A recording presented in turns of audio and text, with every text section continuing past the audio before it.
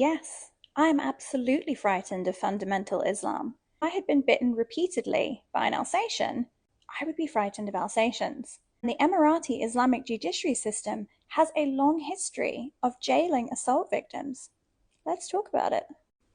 Marta Dalev, a Norwegian woman, reported being raped and assaulted in 2013 on a work trip by her boss. She was arrested and jailed for sex outside of marriage, otherwise known as Zina in the Quran. Her male colleague was not arrested and charged with any offense. She was sentenced to 16 months in jail. However, after public outcry and international pressure, including Sheikh Mohammed himself, the ruler of Dubai, being interviewed and being forced to admit that she was in fact a victim, she was released and pardoned. Zara Jane Moisey reported being assaulted by two men while she was unconscious in 2016, and she was instead jailed and charged with sex outside of marriage. You got it, Zina.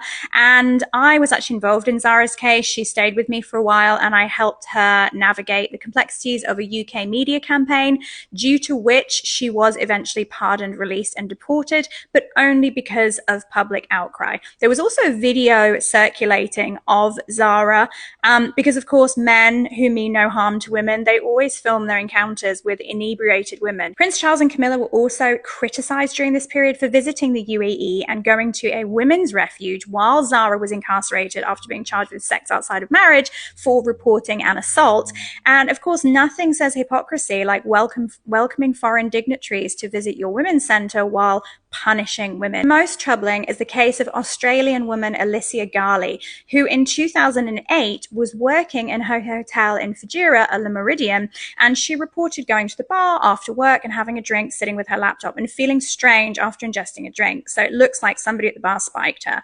She woke up the next day and reported that she had been sexually assaulted by up to 4 men, and she had broken ribs. So, of course, she was charged with Zina, sex outside of marriage, and she was sentenced to 8 months in jail. She actually served 8 months before she was released and pardoned due to public outcry.